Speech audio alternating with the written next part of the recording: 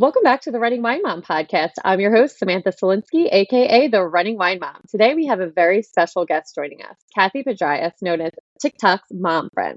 She's a social media influencer who has made a name for herself by sharing essential everyday safety and security tips. With a background that includes a stint on QVC and a wealth of practical advice, Cathy and I met at Consumer Reports, and she is here to share her insights and stories. So without further ado, let's learn how to stay safe in our daily lives with Cathy. Welcome, Cathy. Thanks so much for having me, Sam. Yes, and it was so fun meeting you. We went to Consumer Reports, and we had such a great day there. They have so much great things to learn, and I always think specifically about the dishwasher, not washing our dishwasher or our dishes before going in, which is I still like pre-rinse a couple things, and every single time I think about that trip. But there's certain things that just stick, the ketchup, the starchy water from pasta.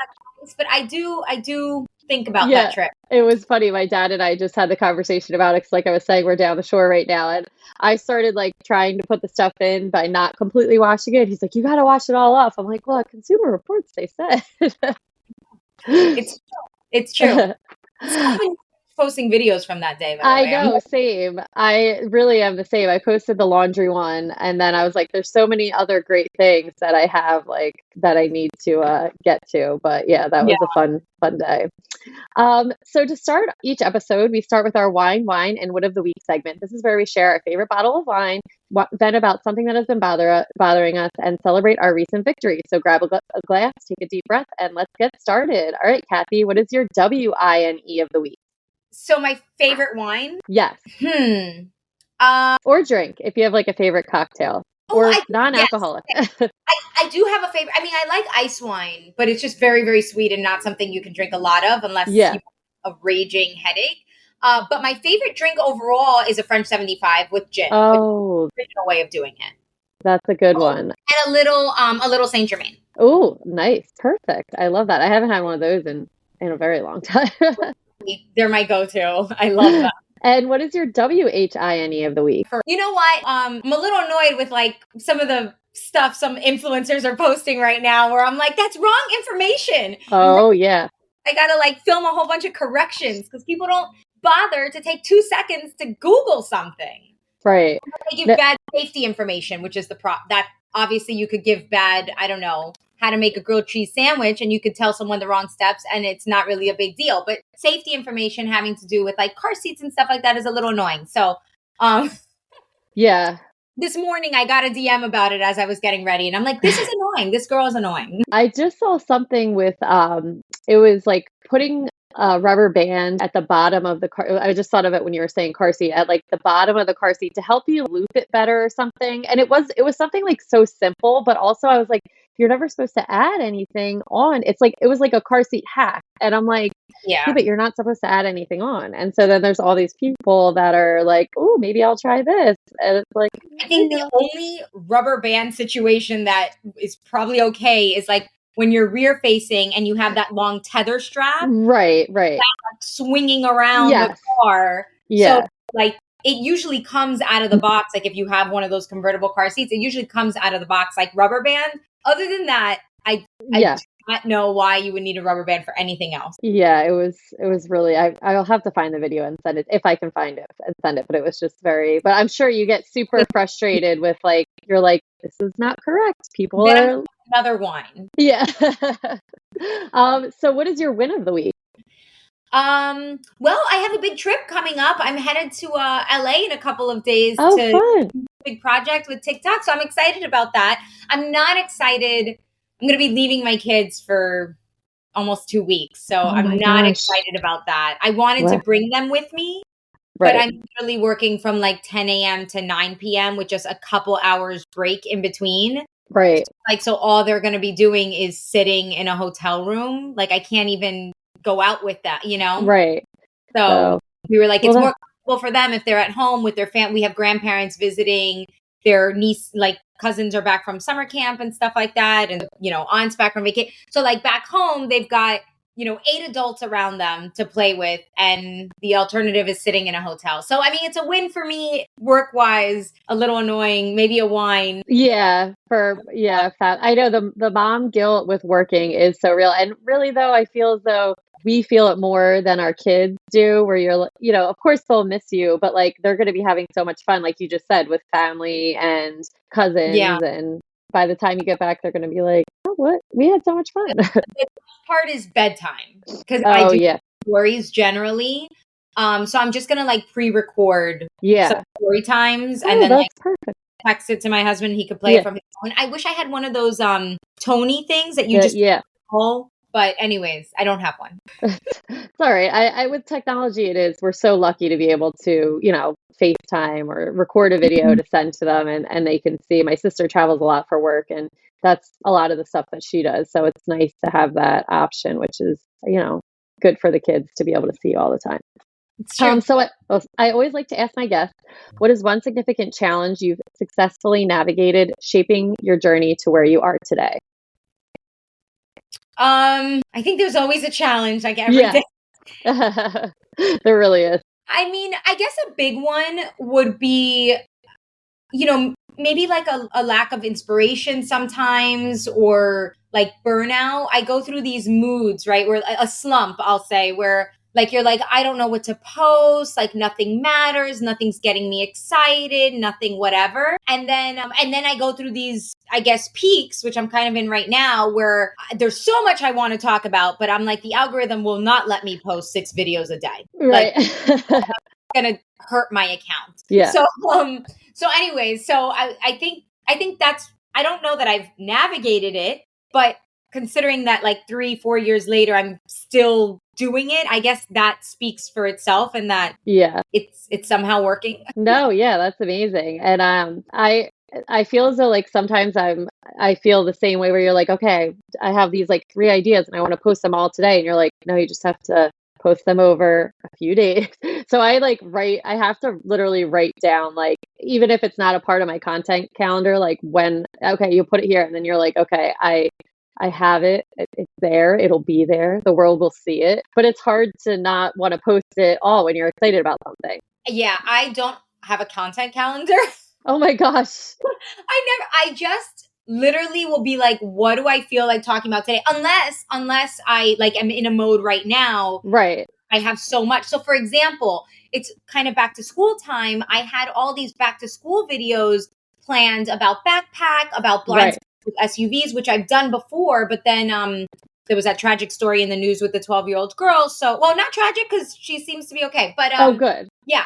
But anyway, but still, like, okay, it's still a tragedy. But anyhow, so I had that, but then there was this big data breach, and now like people Oh, are asking all of gosh. that stuff. So I'm like, okay, well, I'm gonna have to push back the back to Yeah. school stuff because this seems to be more important at this moment, so that kind of thing. Right. I know.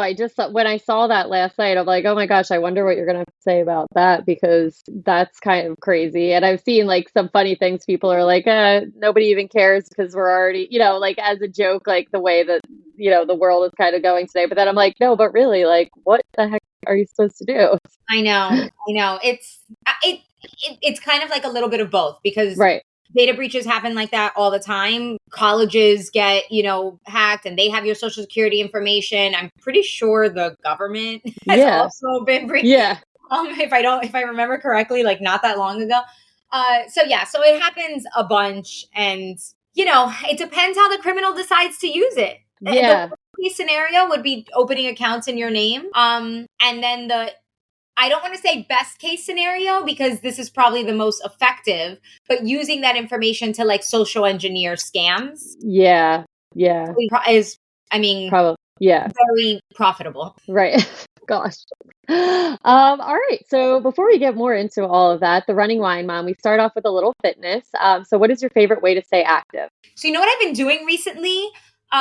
First of all, I just started going back to the gym, so it's been like a week. But That's awesome. That's great. But I saw a TikTok of a guy raving about girls on the Stairmaster, and like Okay. how I don't know, like how it should be considered torture and like all this stuff. And I was like, you know what? The Stairmaster is pretty good. So I've been just for like 5 minutes before my workout, using that as a warm up. Also, I have a harder time running because I don't know, I did something to my left knee years ago, and so I have to be like really careful. But yeah, so the Stairmaster is like my fun way. It's not that fun, but a I was quick like, fun? It is yeah not fun. to warm up, and I also feel like I'm working the glutes. Oh yeah, it's such a good one. My dad actually is very big into hiking. And he would, when he was training for, he did the base camp of Everest, he did Kilimanjaro like in the last 6 or 7 years, but he would literally just put like a rucksack on and do the Stairmaster for like hours and hours to train. And I like remember going on the Stairmaster one time, I was like, oh, my dad could do it. Like I could go on after 5 minutes. I'm like, get me off of this thing. And I don't even have the extra weight on. So Yeah. One day I did it up to 6 minutes, and I was oh like, my, "Oh, I'm improving." yeah, no, that's good. How does maintaining your fitness routine contribute to your relationship between mental health and physical health? I mean, well, so this is kind of like a complicated question at the moment Right, because so I'm postpartum, like two babies, and I had like because they were back to back, right, and and I had obviously put on weight as you do with kids, and then it becomes I was able to get like most of the like actual baby stuff off, but then I had like these extra 20 pounds that I just couldn't get off, and so not that I was working out that hard, but I was going for like walks for like an hour a day and all of right, that kind of stuff. It's hard when you have a newborn and a 2-year-old. You know, I had two under two. So it's right. really hard to like get out and work out. But anyway, so I cheated and I did like the generic version of Ozempic. Okay, that's not And, cheating. well, I don't know, Yeah, maybe.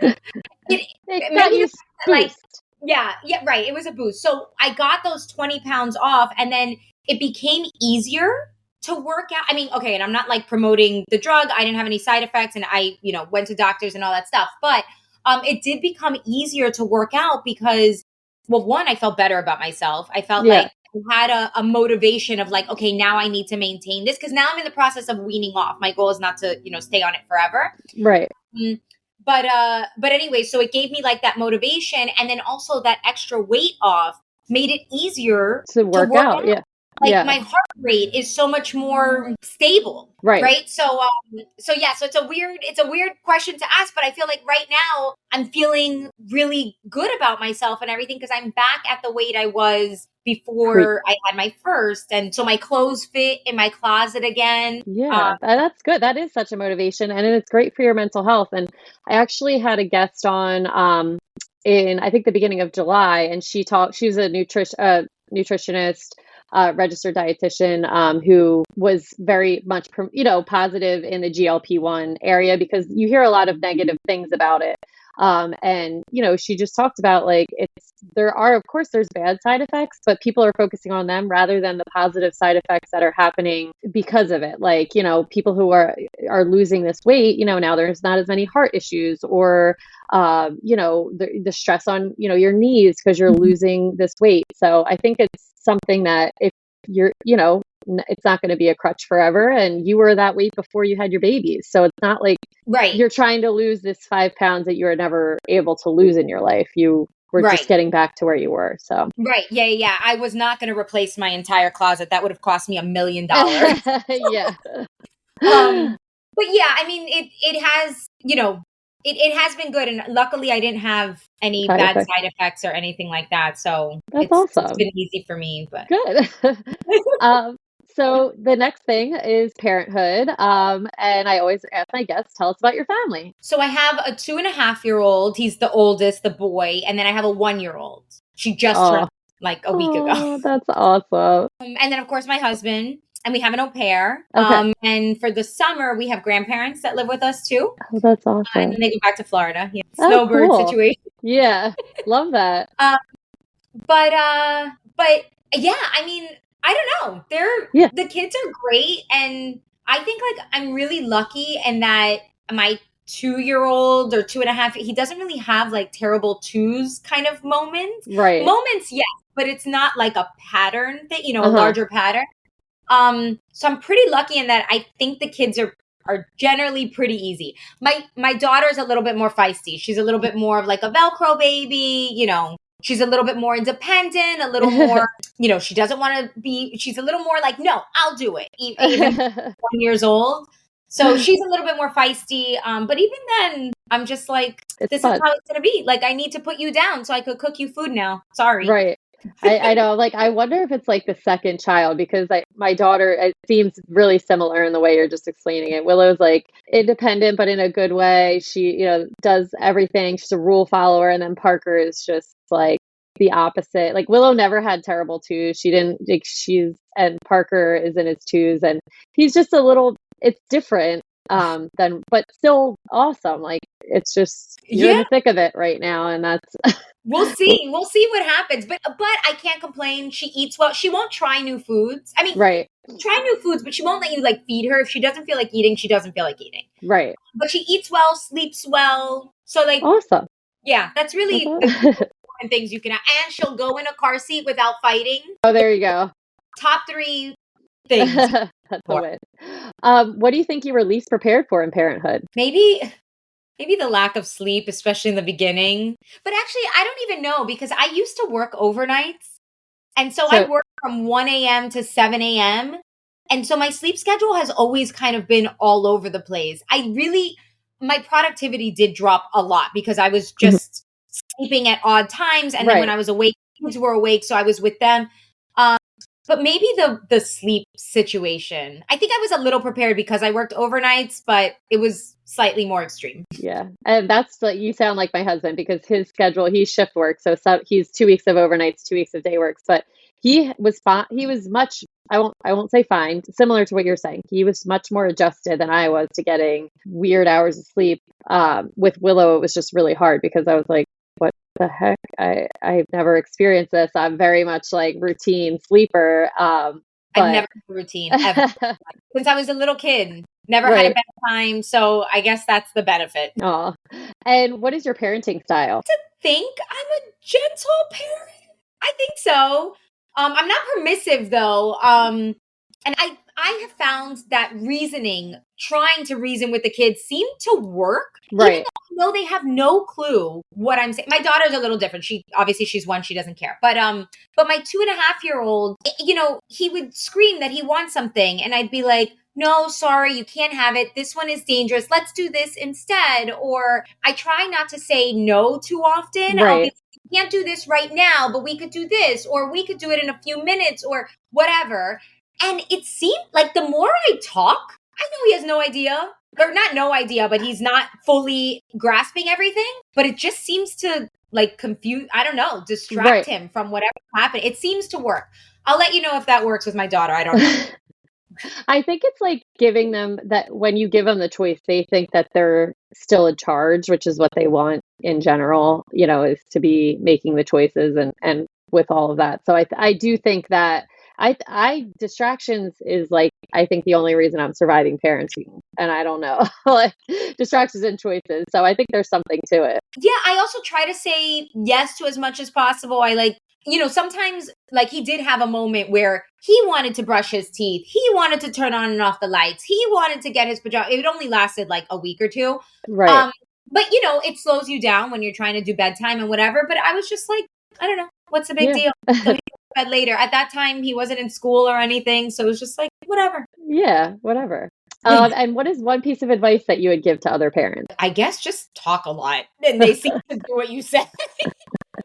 I also, one thing that I'm being really conscious of now, and I'm like teaching my husband to do the same, is to not blame things on the second child. Like, oh, we can't do this right now because I'm holding baby or whatever. I'm like, don't blame things on her. I don't know if there's any theory behind this, but it just seems like it's setting up a dynamic. So I just say like, just tell him I can't do it right now or, whatever. Give another reason that doesn't involve her name. Right. Like, just say the reason I'm busy right now, but you don't have to say I'm busy right now because I'm holding the baby. Just I'm busy right now. Give me 2 minutes or whatever. Right.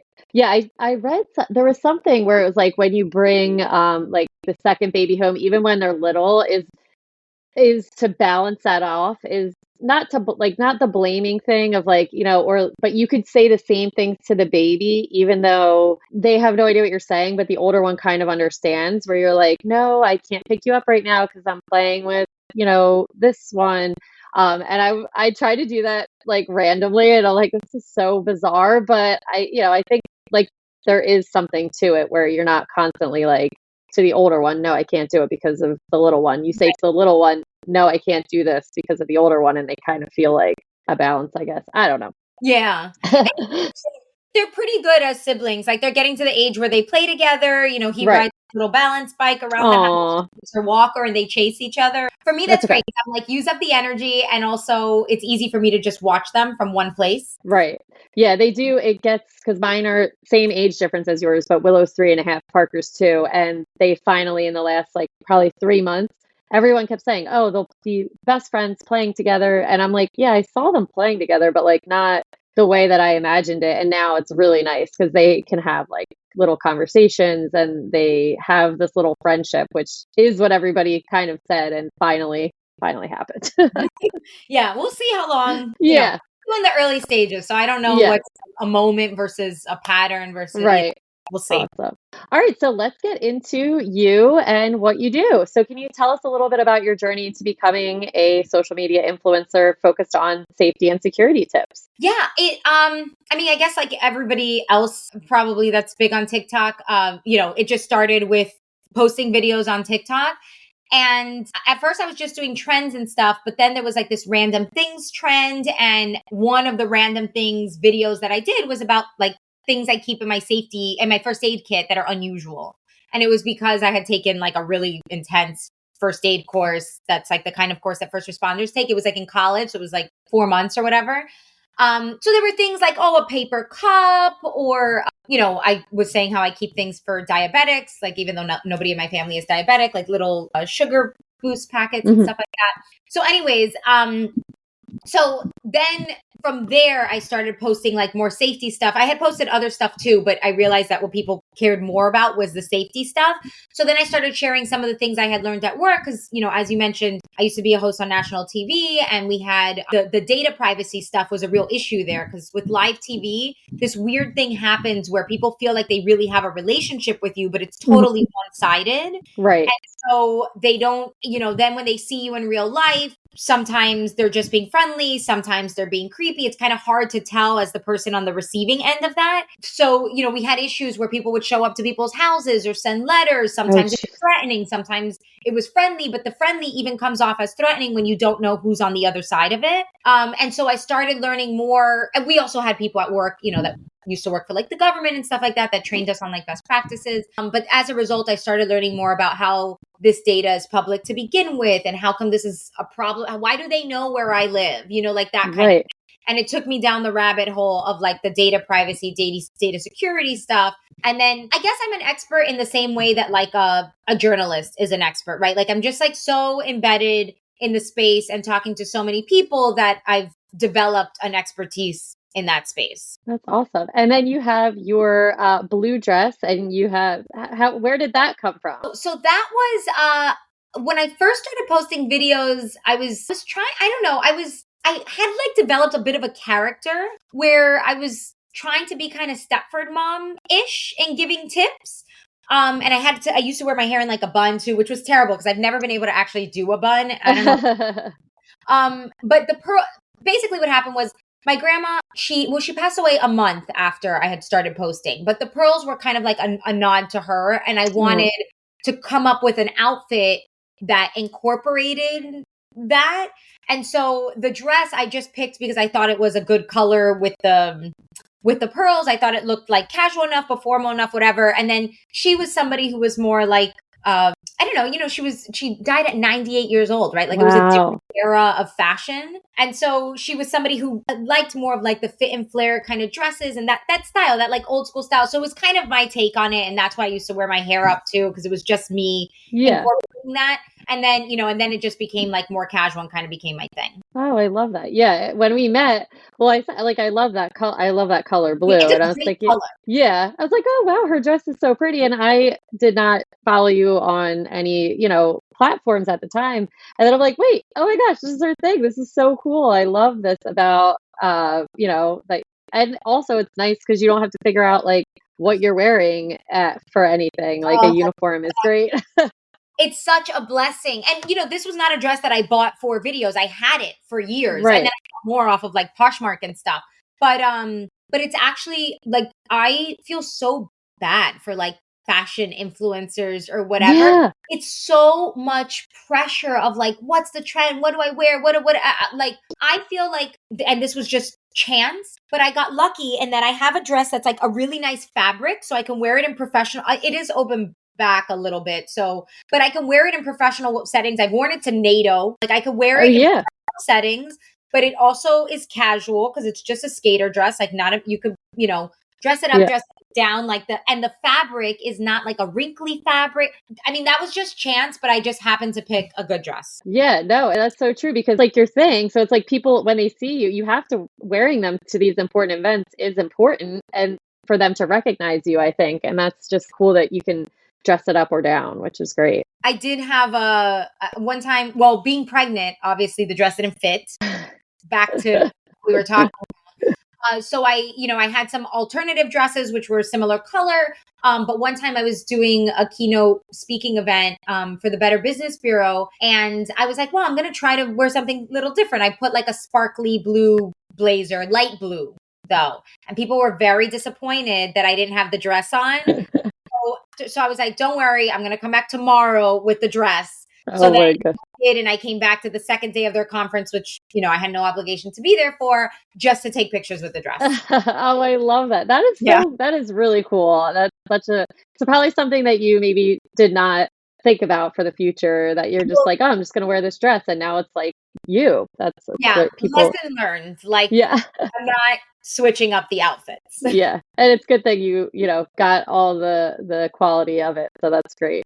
Yeah. So do you think being on QVC influenced you to be able to kind of transition into social media a little bit easier, or do you think that you took any skills from QVC when you were posting or any of that because they're two totally different things, but also Yeah. in media? I think what it gave me was the confidence because I always liked social media. I was studying, digital journalism and stuff like that before I was at QVC. The problem was I didn't feel like I had anything to talk about or like I felt like narcissistic if I Mhm. posted something or whatever. So I kind of just used social media, the way everybody else did, maybe posting that you went on a date that night or Mhm. your birthday or whatever. But I felt like posting anything else. I don't know. But this was also early stages of social media. So maybe it was different, but I just felt like I didn't have a right to do that. Right. And being on QVC, suddenly it gave me an excuse like, oh, it's not just me talking about myself, but now I work for this place where I get to try new products and whatever. And so it just gave me the confidence and also the validation of somebody because I started working there without any television experience. So it gave me the validation of somebody saying, oh, we think you're good enough for this. And that was also like a confidence boost. But in terms of the skills, it's totally, I guess, live TV could be a little similar, but it's different. Yeah, yeah, I was wondering if there was any, like, correlation between the 2. And can you tell us how you earned the title of TikTok mom friends? Oh, that started it was in the comments. And honestly, I used to even start videos being like, hey, it's the mom friends of the group and whatever. And I kind of stopped doing it. I should go back to that because I think it's such a nod to 2020 that I think people Mhm. have forgotten where that came Yeah. from. But I didn't give myself that name. It was the comments were like, "Oh, she's the mom friend of the group" because I was talking about things I carry with me for safety, for whatever. And it wasn't mom friend like biological mom. It was like the girl in the group, the friend who's like, you need the extra snack. She's got the snack. She's got the bottles of water. And it was I didn't even know what a mom friend was before that, but it was so true to me and like how I Right. had been in high school. Felt like I was just always overly prepared. And so I just adopted it. But I think people have forgotten where it came from and do a good job of Reminding them. yeah. What are some of besides the first aid kit, what are some of the, the most common safety tips that your followers have maybe found surprising over the years? Well, my biggest series is the situations when it's best to lie. And that one has ended up in like a whole bunch of national news. It's also been stolen a bunch of times from other people who claim it as their own. Anyway, actually, she did admit to lying to it about it, but she just kept stealing it anyways. Oh my gosh. But and that's happened a lot. I say she because she's the one who didn't stop, but a lot of people have done it. But yeah, I think and that was something that I learned from QVC actually was when running into somebody who's asking a question that could seem personal, like, oh, do you live in the neighborhood? You don't know if that person is what their intentions are. So answering in a vague way of being like, oh yeah, I'm just 15 minutes down the road, or yeah, I'm in town, it's super vague. And that was something that QVC taught us because they were like, you're going to run into people out in the world, out in the grocery store, whatever. They're going to be surprised to see, the QVC host in the area. So how do you respond in a way that doesn't make you seem like a jerk because you're on national TV and you do need to build a relationship with your audience? So how do you respond in a way that doesn't make you seem like a jerk while also not compromising your personal safety because you don't know who you're dealing with? So that series came from that. And then I think another, and just the permission to lie, they're white lies. They're like not really even lying. And then the other thing has been some of the data privacy stuff. Obviously, like the most common tips are, about the strong passwords or not reusing it, like all that kind of stuff that everybody talks about. But some of the other things that I've talked about that no one talks about is how I change my last name when I'm placing orders on stuff. So that way, if somebody, or I'll add a code, like sometimes like if you live in an apartment or something, they need to see your last name. So I'll put like Cathy AZ for Amazon or, and then Pedrayes, not a big deal. But anyways, so how I changed my last name, that way if data is sold, I can track who was the origin. And it has worked. For example, since this is for parents, the school fundraisers, when they have you sign up for all those magazines and stuff like that, what I learned from my sister's high school is that company that was raising all these funds for the high school was just selling my data. So when I bought a whole bunch of magazines to support her in her classroom fundraiser, but I put Cathy Magazine Fund. So I knew exactly where I was buying it. And then all of a sudden I'm getting junk mail to my door, some magazines, which are local, which I didn't subscribe to, but whatever, that gets a pass. But a lot of and I still get things that say Cathy Mag Fund. And I'm like, that came from my sister. And I know because I put Mag Fund, like I changed the codes to do that. So I feel like that's a really good tip. And in general, I'm hesitant to give out certain information. So, I use different emails for different things. And I also have different phone numbers. So I'll use like Google Voice or, sometimes the carriers also have their own version of a Google Voice. So I'll use those kinds of phone numbers for, grocery store rewards programs, like things I don't care about. Right. And then my phone number is for, the doctors, the kids' school, that kind of stuff. Wow, that's such a smart tip. I'll share that clip for sure because I'm like, oh my gosh, I never even thought to do that because that's how you would track it back. I think that it works because they don't clean up their list. And I did a little stint in marketing where I would buy marketing lists. So 1,000%, I was not going through there. I would double check for duplicates, but I wasn't going through checking everyone's last name and if it made sense and whatever. Right. Because they don't clean up their lists and it's not, that would be a big task to try to do. How are you going to tell me that my last name isn't Mad? Maybe it is. Yeah, maybe it is.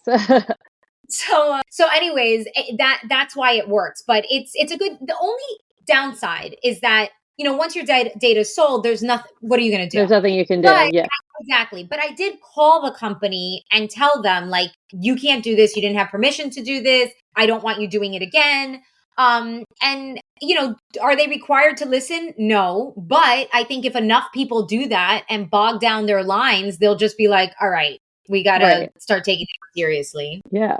And so speaking of safety tips for parents, what do you think some of the most important safety tips parents should be teaching their children are? Okay. So I think probably the thing that gives parents the most anxiety is the online safety stuff because, you can watch your kids playing ball in front of the yard, but you can't watch them playing whatever game on their phone. I mean, you should, but you can't be there 24/7, like the same way you are in the front yard.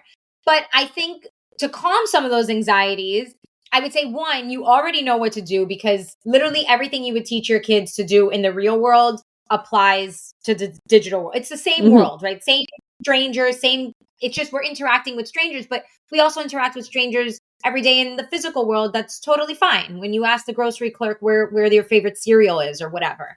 So I would say that you already know what to do. Yeah. So don't freak.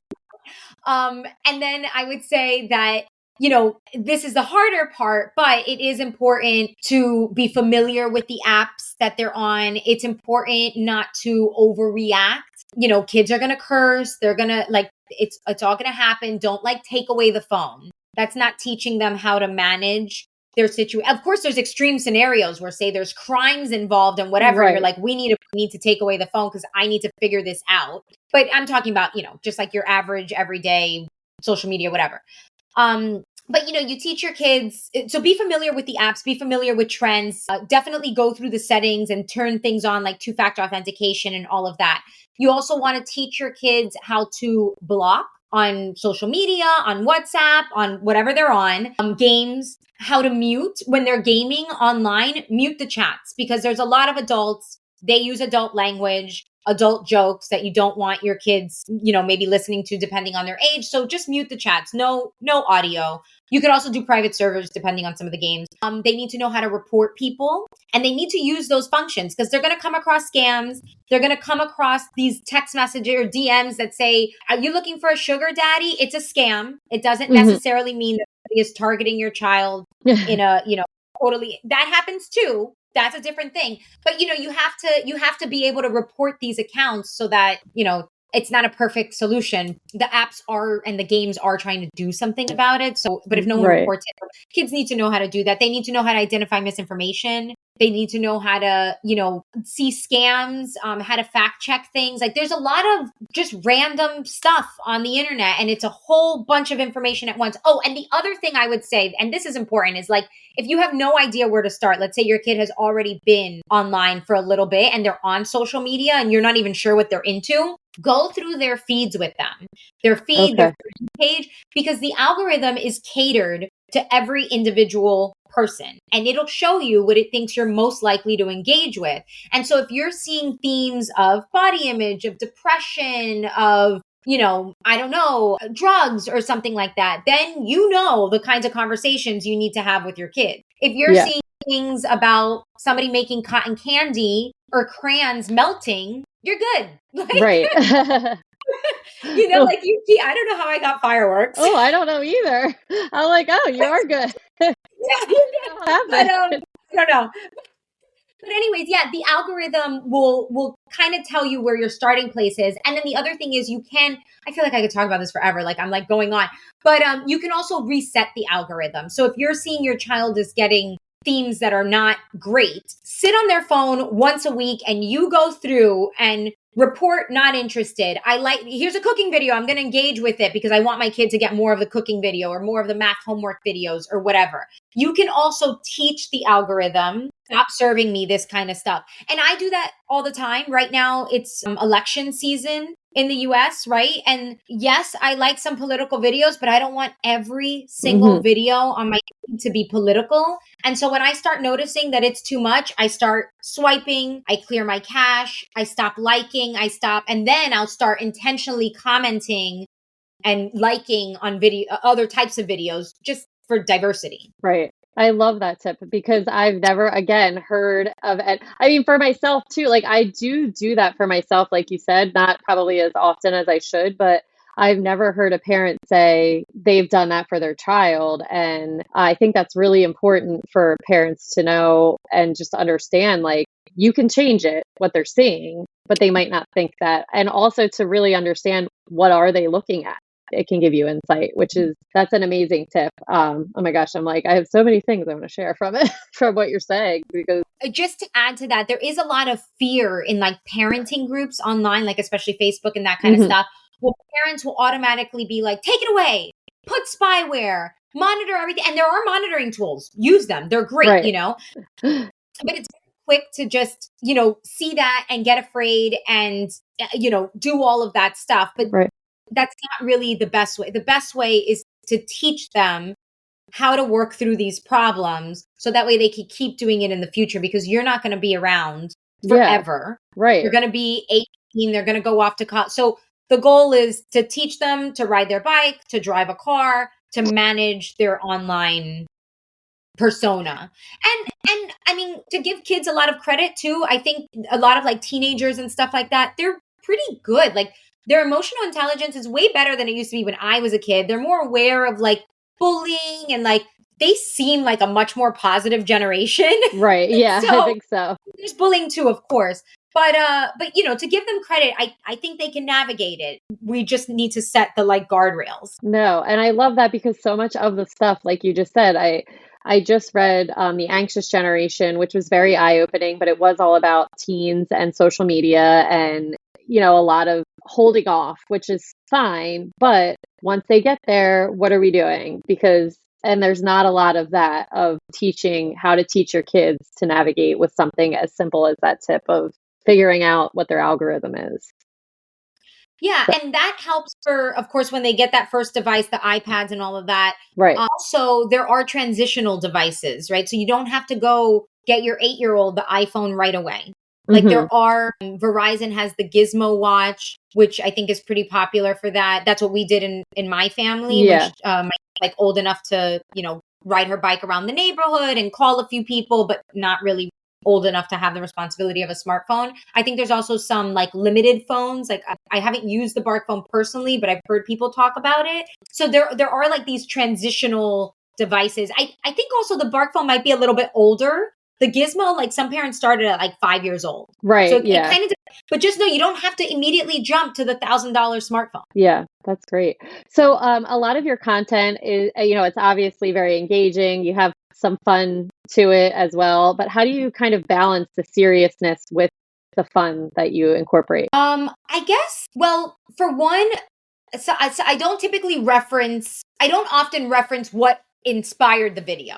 Right. I kind of just put the information out there of like, this is happening and whatever, without necessarily saying a girl was tragically Right. something and now we're going to talk about this, because I also feel like that dynamic is kind of like blaming the parent a little bit, of like, oh, the parent didn't know this thing and that's Hmm. why this happened. So, which is, you know, obviously not true. So I think that helps in like keeping it positive, is that I very rarely will reference this is something that happened in the news unless I have something to add to it. So for example, I filmed something not long ago where a dog was chewing on a lithium ion battery, like a battery pack, and it started a fire in the home. But 1,000 fires a year happen because of pets. And there's things that you can do, like they turn on stoves accidentally if they're tall enough. Yeah. Yeah, so there's little things that, so in that case, like, yeah, I'm going to reference the lithium ion battery. That's not blaming the, you know, that's a dog being a dog. But I'm also going to add other information to give Hmm. context to that. So I feel like that helps. Like I don't, I also don't use any like really like definitive language. Like I don't say things like, this is going to save your life. This is survival. This is, you know, every parent should do this or whatever. I mean, maybe sometimes, like I talk about freezing your credit, and yeah, I think every fifth parent should probably do that. But Yeah. I'm also more careful about my language. Like I'll be like, this can help do Hmm. whatever. Yeah, Which which makes you already feel less yes, like, you know, there's so much stuff out there like you need to do this, you need to do that, instead of being like, oh, this will help. Sure, I want to, you know, do it it that way. doesn't count, because it would be Yeah. more viral if I started every video saying, parents, be careful. You must do this today. Or Right. parents, be aware. That would be much more effective. And there are people who have gotten millions of followers doing exactly that, but it's actually not accurate. And Right. it's an element of misinformation. Yeah. And so how do people figure out the misinformation versus the truth when there is so much social media out there at the palm of your hands? How do they figure out what to believe? I mean, it's tough. I would say if you're really curious about something to the point where you want to take action, like, you know, you want to buy something or whatever, you want to share it. I mean, you take like the 2 minutes to go on Google and just say, is blah, blah, blah safe? Or, you Right. know, here's an example of one where, and this is a scam. but there's scams that get posted on Facebook of like, this is a missing child, the 2-year-old found without the mother, whatever. We need to share this as much as possible to find this thing. Of course, as a parent, you're like, oh my gosh, I'm going to share this. But if you pause for a moment and think, well, this isn't being shared by the police department, there's no information about where this is happening, and then you go to Google and maybe take the name that may have been in the thing and be like, is this child missing? Because sometimes they will use real names of missing children who have been found in a completely different state. So if you just take that moment to say like, wait, before I share this, is this real? Usually that pause will help you avoid a lot of misinformation type stuff or scams. But sometimes they're also using partial information. So, for example, this data breach that just happened, where they're saying 2.9 billion Americans and Canadians and stuff like that were affected. Every single headline in the news is saying nearly every American's social security number may have been breached or whatever, which, yes, that's accurate. But it's not including the fact that, some of it doesn't include that. Some of it is email, some of it is phone, but that's not going to get that's too complicated. That's not going to get the clicks. So they're going to say your social security number is breached because that's what's going to get you to pay attention. And then, and it is part of it. It is affecting billions of people, but because I worked in journalism, like it's a weird situation because unfortunately we are, the algorithm is in charge of what information we're seeing, and the algorithm is in charge of what information we're seeing. And if we don't present it in a way that makes people pay attention, then nobody sees it. Right. All right. You've given us so much wonderful information. Before we kind of wrap it up, what's next for you in terms of projects or content that you can share with us? Well, I have a lot of this back to school data privacy stuff that I'm working on right now. But I just keep posting. What I'm not good at is reposting like old information that I've shared. And I'm trying to get better at that because like the tips don't go away. Right.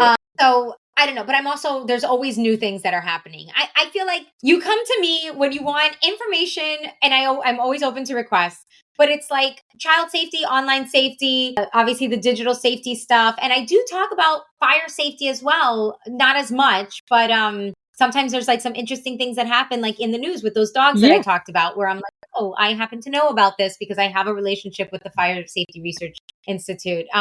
So yeah. I just feel like it's a lot of interesting information, and honestly, it changes every day. Yeah, it is, and I like you're never going to run out of things that you can share, which is great. There's always going to be something new. Like you were not predicting the data breach, so then you're like, oh, all right, now we have more stuff, to not that that's necessarily a good thing, but it's the truth. But it's not, but it is because it's a good reminder of like the types of things that we need to be doing. But also, it's interesting because when I first started, I thought I was only going to have 12 videos. I started interviewing my friends who, worked for NSA, who worked for attorney generals and stuff like that. And I was like, what are the kinds of things you were seeing at work and whatever? And what are some tips that you would share with people? And I was talking to detectives, like, what are some things you would tell people? And I had come up with a list of 12 videos. And I said, okay, these are going to be my 12 videos. And then I don't know what I'm going to post anymore. Right. And it's been 3.5 years since I came up with that list of 12 videos. Oh my gosh. And now those 12 videos became, I don't know, at least 1,000. Wow. So cool. So yeah, so it really does change all the time. But I think what's important about my page is that I'm pretty like ethical about the way I present it. It's because I have that background in journalism that how to word things in a positive way. Yeah, and I think more so than maybe even some media outlets too. Like clickbait, but like I took those classes and I took it to heart. I love your page. I mean, I'm so glad that we crossed paths because you've taught me so many things. And to kind of go back to when you were saying the one about sharing your personal information, that's what I like with a stranger. I definitely commented on that. I'm like the people pleaser in me. I'm always like, oh yeah, but also I would ask people those questions like out of no ill intent, just being like, oh, do you live around here? oh, what do just from being social, socially Same. outgoing. And so that's when I watched your video, I was like, oh my God, I would probably answer all of these questions with the truth. 1,000%. And obviously context matters, right? Like if you're Right. standing outside of your kid's classroom pickup room and the Right. parent there is like, oh, do you live in they're probably asking because they want to do a play date or Yeah. something, right? Like, Yeah. the context matters, but and that's why I'll say the creepy stranger, even though strangers are not necessarily creepy. But I Right. just use that as a way to reference like that gut feeling that you get because Yeah. it's a gray area. There's no Right. there's no There's black no and white of like you want this situation and not in this. Yeah. Oh my gosh. All They right. talk to lanes and Yeah, I bars. know. My husband always like makes fun of me because he's like, you could literally like talk to a wall and like become friends with it. And he's the total opposite of me. He's like, does not want to talk to anybody. But I guess that's why it works so well. But Yeah, no, yeah, I I ask will always, everyone. if you Uh, blink for too long in my direction, I'm You're talking. like, hi, how are you? Oh my gosh. All Yeah. right. Well, is there any information or insight maybe that we didn't cover before we kind of wrap it up? I feel like I covered a lot and maybe too much too quickly, but No. but I always check my DMs. So if Yeah. there's any questions or something wasn't clear, DM me. I literally check. I am up to date on every DM. So there's that, or email or whatever. Yeah. But yeah, no, I think I covered a lot. You did. You taught me a lot in this, segment. So again, one of the amazing things I love about interviewing people is just like I leave being more knowledgeable, so I know my listeners will too. So all right, that's going to bring us to the end of another episode of The Running Wine Mom. Cathy, your practical advice and insights on everyday safety and security have been more than valuable to everyone listening. It's clear why you were started off as TikTok's mom friend and how your background and experiences have shaped your content. As always, if you enjoyed this episode, please consider subscribing, leaving a review, and sharing it. You can follow me on Instagram at @therunningwinemom_. And Cathy, where can the listeners find you? Well, you follow me so they can look through your following list. Yeah, Just yes. but also just Cathy Pedrayes on every Cathy with a C. Cathy Okay. with a C, Pedrayes with a P. Cathy P will pop up on everything. And just look for the blue dress. Perfect. I will link all of that as well. Thank you so much for joining us today. Remember, you are strong, you are capable, and you are all amazing. Until next time, keep running, keep sipping, keep your safety in check, and keep embracing the joy of motherhood. Cheers, and I will be back next Tuesday. All right.